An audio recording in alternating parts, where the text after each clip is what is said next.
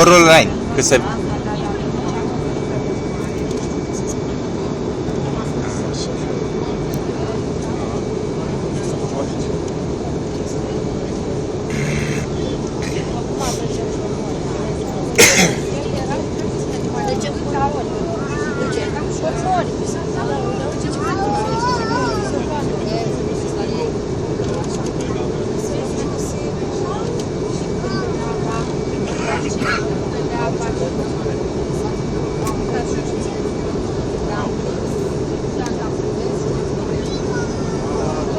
I'm a crew for that landing, please.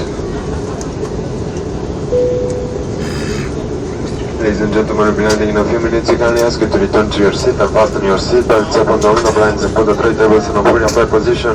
Please make sure that your mobile phones and the other electronic devices are now switched off. The toilets will remain locked for your own safety during landing. Thank you for your cooperation. Doamnelor și domnilor, vom ateriza în câteva minute. Vă rugăm să vă întoarceți la locurile dumneavoastră, să vă ocupați centurile de siguranță, să deschideți parasolarele ferestrelor și să ridicați măsuțele pliante în poziție verticală. Vă rugăm să vă asigurați că telefoanele mobile și celelalte dispozitive electronice sunt acum închise. Pentru siguranța dumneavoastră, toaletele vor fi blocate pe toată durata aterizării. Vă mulțumim!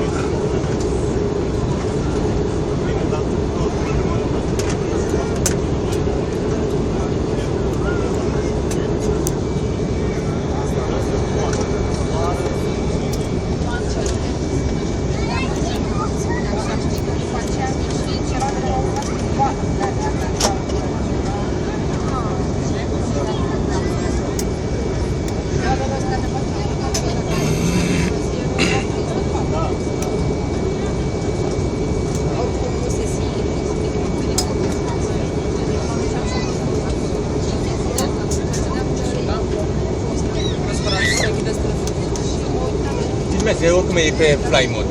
Înțeles. Trebuie... E pe fly mode, nu e problemă. Nu contează. La aterizare și decolare trebuie închis complet. Ah, bine.